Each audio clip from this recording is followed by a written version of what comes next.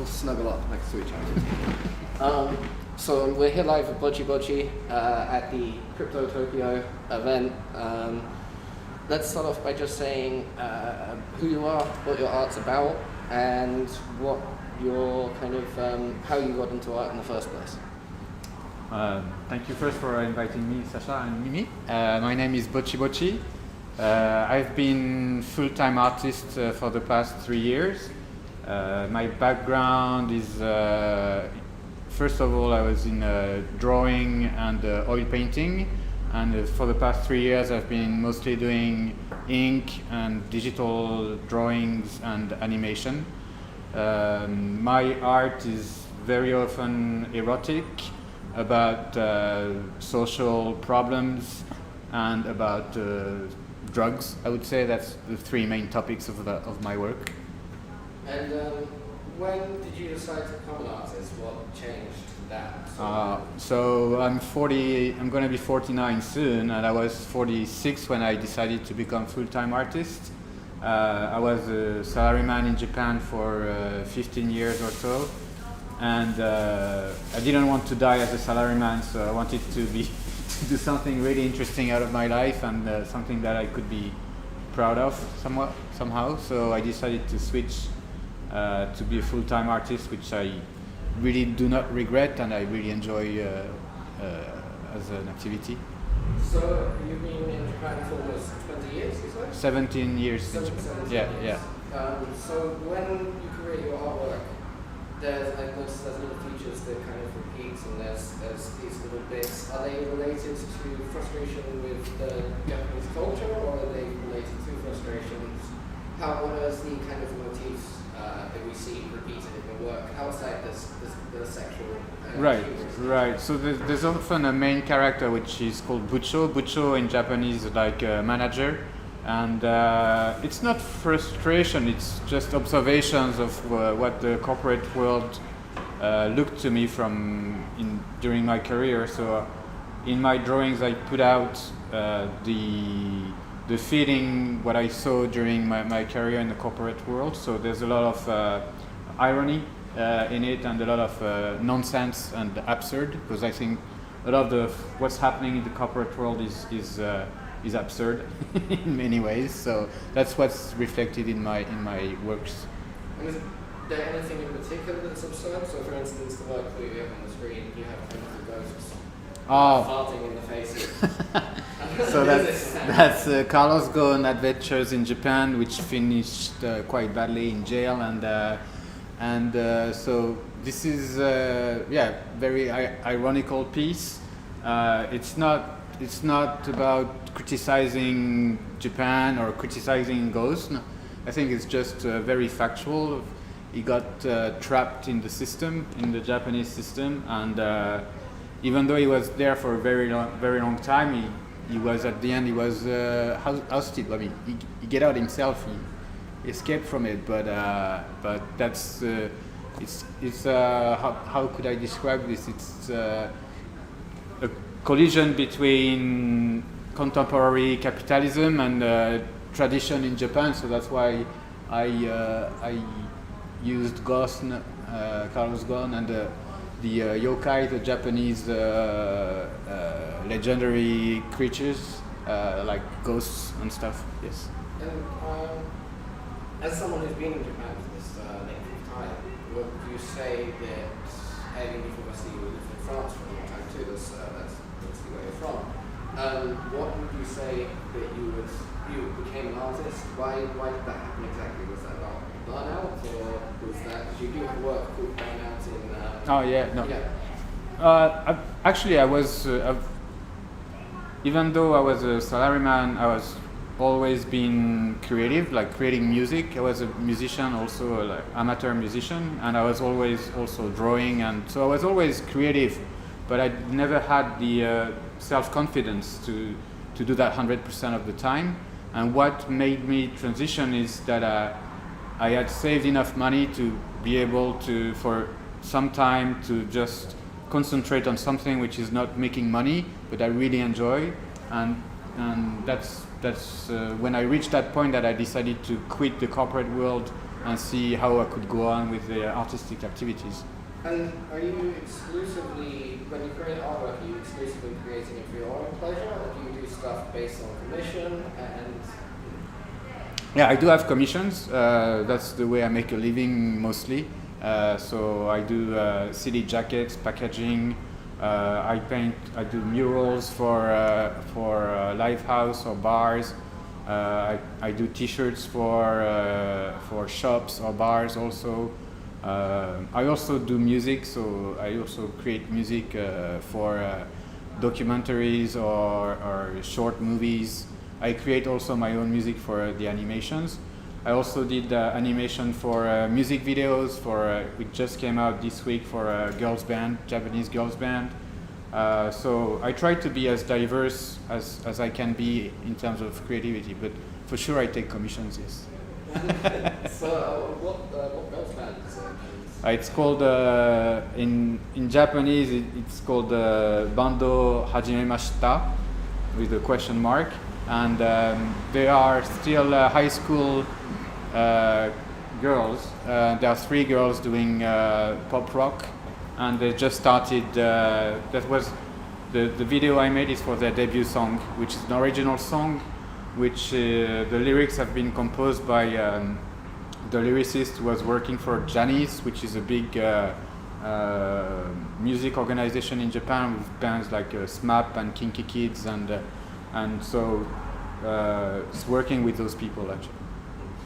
And there's another thing I've always said to artists is about using red in your works. It's kind of a trick. Do you find that there isn't red featured in your work? Is there a reason for that, or is that something you've done intentionally? The red feature? The red, the primary color. Yeah. I've always used black, white, and red as I was using ink a lot. So these 3 colors are. I really like the contrast and play with the limitation of these 3 colors. And I've always liked red. I often dress in red, so that's the natural color for me. And can you tell us just a little bit more about the process in general? Do you always create the sketch first and then create digital later, or do you create on an iPad, or how do you create the artwork? So 90% of the time I start with an analog drawing with ink or pencil. 10% of the time is going to be purely 100% digital, but most of the time I start on analog drawings. Yes. And then you scan them in after. I take picture, or I scan them, and then I use filters. I color them. I animate them. Yes, with softwares. Yes. And the artworks, the video based. Were you creating those pre-crypto art, or was that only something you were interested in doing because of crypto art? Oh no, I was doing it before crypto art. Yeah, I was always interested in animate my characters and animate my drawings. So no, I've been doing that for the past 3 years when I started. Yeah. But crypto art is a great opportunity to be able to monetize animations. Up to now, before crypto art, I was only producing animation I was doing for myself, but I couldn't monetize it. And NTF is a wonderful opportunity to be able to monetize something which is animated and artistic, whereas before I've been making money by commissions on animation only. Yeah. And is there the sexual nature of your work, is that something that is specific to what you've seen around in Japan, or is that something that just carries over for all the cultures that you've been involved with? Yeah, that's something which is everywhere. Sex is everywhere in every culture. So it's not only related to Japan. It's very strong history in France too of erotic art. I mean, in Europe, obviously, but in a way, Japan and France has a very common point about fetishism and humor about eroticism, and I think the 2 cultures complement each other regarding that. But it's sure. Yeah, if you go out at night in Tokyo, you can find all kind of fetishism and all kind of play, much more than in France, actually. Is there a particular area in Tokyo if someone was going to visit that you would suggest? Actually, it's not open to foreigners most of the time. I mean, you have to know a little bit. There's some of the community is very close Japanese. Some of the community is very far and open, but it's well, Shinjuku area and maybe Roppongi used to be, but probably Shinjuku area is the place. Yes. And that's where you get a lot of inspiration for some of your work. Yeah. Because you create at a rate that is almost unprecedented. You're producing like artwork almost every day. How do you keep yourself creative? How do you keep yourself motivated to do that? How? It's just come naturally. I don't know. Everything I see or everything I feel, or I try to express it in a way. So either through music or through drawings or animation. Yeah, but it's, everything inspires me. Like today, I saw a lady who's pregnant in the street, and I thought immediately about something to do, and I take notes, and then afterwards I draw this. Yeah. So tell me a little bit more just about generally how it was growing up in France, and then what the difference is, because you come from the centre of France, yes. Right? So the countryside. Yes. So how was that different culturally from moving from that to a city to, especially a metropolis like Tokyo? Sure. How does that differ? And how was that adjustment made? Well, I was born in the countryside and raised in the countryside, and there's no internet at that time. So to get information about art or to get information about music was really, the hurdle is really high. Now it's much lower, I think, because of internet. But in the 80s there was no internet, of course. So you have very low exposure to a lot of what's going on in the creative world. And in my family, no one was an artist, so I never had really any incentive or any knowledge about what was going on in the art world until I moved to Paris when I was 17 or something.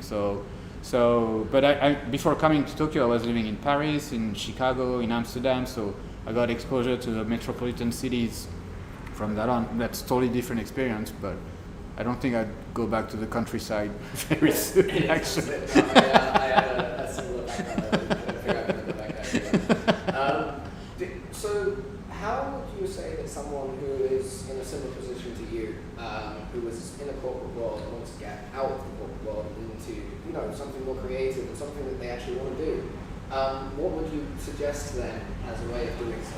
Maybe the first step is while you are working in the corporate world, if you can create outside of it and start to network and show your work and talk to people and post it on SNS, and you can, except if your work is taking all your time, but you can take the time. If you want to do it, you should find the time to create and show it to people and meet people and talk about it, and that's it. But you can do that while working. I think you can do that, while working, and then if you start to see people reaction, if you start to have some kind of network, then maybe it's easier to make the switch. So you think kind of almost stereotypical thing of don't put your dick right away? I mean, you can do it, but if you can live without revenue, yes, do it. But otherwise, it's risky. Yeah. Well, that's a good kind of segue into how art and digital art maybe gives people a little bit of extra freedom. It's quicker to create, it's easier to do at a marginal cost. So for someone like you, really taking the plunge, you really took a huge risk to jump into artwork from what you were doing. Yeah. What I know it was uninspiring, it was all about, but what really kind of inspired that jump? I think it's people dying, not really from burnout or from disease. As I said, I was 45, and when you start to get over 40, you can see people getting disease and dying, and you start thinking, well, if I die tomorrow as a salaryman, my life, what was my life really about? So that was really, I think, the biggest starting point, yes. So the most important part for you was kind of finding something that meant was more meaningful, right, and felt like you left a mark on kind of what exactly. So that brings me back to the artwork. Is Is there, because a lot of it I see is inspired by Tokyo, and you can see the Tokyo influence. Is there stuff that we can see a kind of French influence from, and your countryside background, or do you find the cities have more inspiration for you? Yeah, cities have more inspiration. What you can find French is maybe the irony, because we use a lot of irony in caricatures for maybe more than 200 years. There's been caricatures in France and newspapers with the front pages with those caricatures, as you probably know about Charlie Hebdo and what happened 7 years ago or something like that in Paris, you know. So this French part is not the countryside part, it's mostly maybe the cynical spirit. So, but the city is much more inspiring to me because you go across many people and that's very inspiring, of course, yeah. Well, nature doesn't inspire me at all. So your art is based around kind of figures and stuff. It's based around people, and obviously sometimes it's lampooning people, like the one that we have behind us. Sometimes it's I'm not sure I can show that on YouTube, but sometimes it's doing that sort of stuff. So what is the so that's a great example. I mean, for people who are watching, I can describe it to you. It's a man holding his thumb while looking at a thing about Fuji. What kind of inspires that sort of work? The absurdity, I guess, the Dadaism. Yeah, well, it's something that usually you don't really see very often, like a man with huge boobs and a big mustache and showing his ass. So I was thinking it was funny. And actually, these drawings, I made a man-size board where you can put your head instead of the head of the character, and so you can take pictures. And I did that at an exhibition. A lot of people were taking pictures. They were very happy to take the pictures. So it was really funny. Even like 75-year-old woman, like very well-dressed Japanese person came and she was laughing a lot. And we took pictures of her putting her face there, so everybody can understand this kind of drawing. So I asked we touched on this a little bit, but what programs do you use? What would you suggest to someone who's getting started to obviously pen and paper is one way of beginning, but if you were going to go digital art, what would you suggest? Well, for me, I use usual Photoshop, Illustrator, and After Effects for the animation, and that's the only three soft that I really use. And what drew you towards NFTs to begin with? You did. Oh.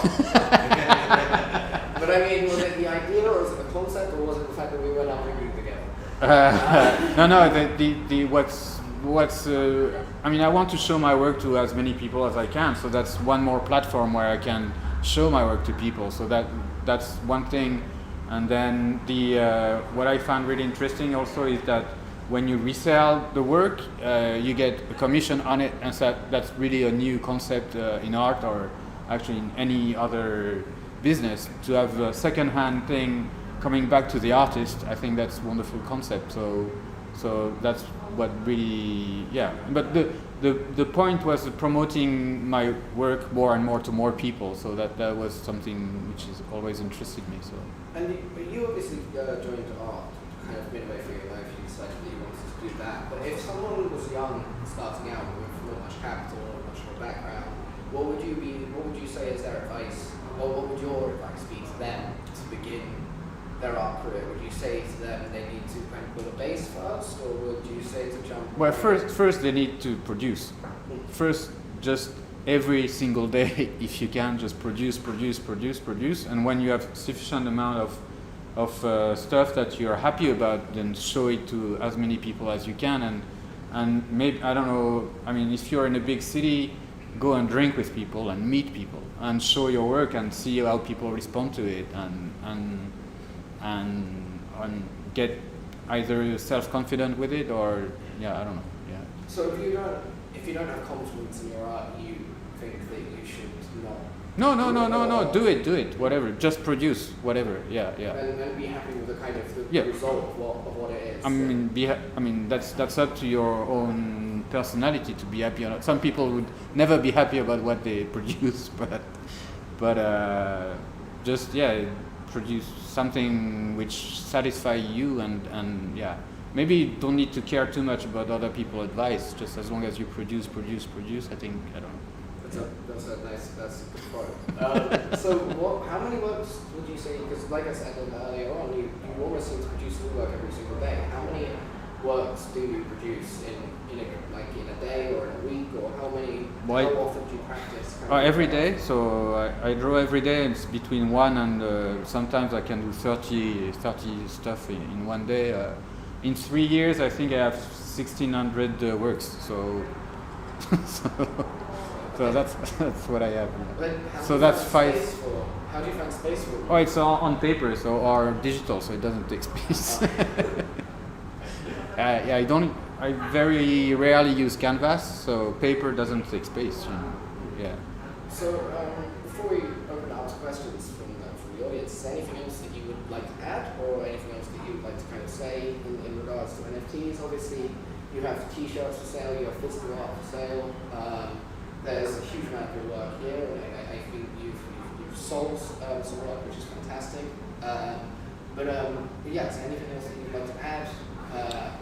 One thing so like 2 years ago, I went to a graphic design school, like night classes for 2 years, and I was with people who were like between 19 and 25 years old, and I found that they really lacked self-confidence, and they really lacked the drive to produce things, and I thought that's a bit of a shame. I mean, if you're in a creative space, if you want to have a creative career or something, it's really important to be motivated and to create and produce things. So that's produce. Yeah, that's the message. The main message behind, I guess, your work is produce, and in a funny sort of way that mirrors what you worked in the salary world. Yes, that's a bad habit that you took in the corporate world, I guess. I guess that's one of the good parts of learning that sort of. But before entering the corporate world, I was working in research,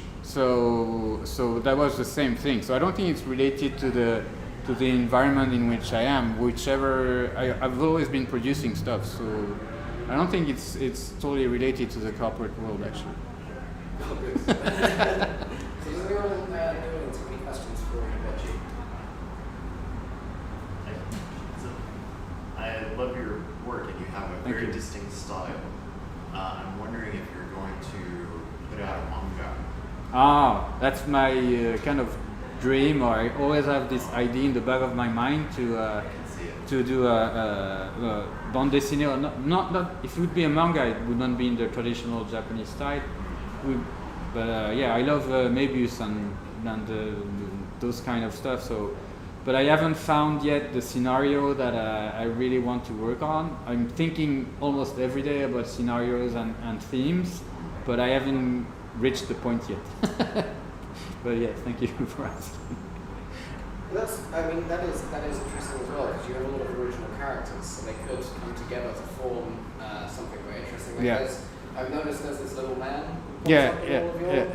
Who is he, and what's his relationship? So in Japanese you say bucho, so that's the manager in the company. So I went across. I used to be one of them, and I went across a lot of people like that. So yeah, I hate him, but I love it at the same time. So is that where the name Botchy-Botchy comes from?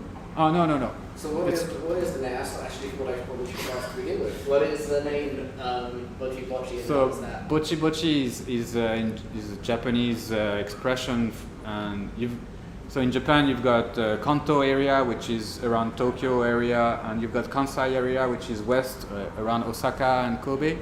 And in Kansai area, Botchy-Botchy is a word you can hear almost every day. When they ask you how are you, they reply Botchy-Botchy, and it means so and so. It's very unclear meaning. It can be good, it can be bad. It's so and so. And I like the sound of it.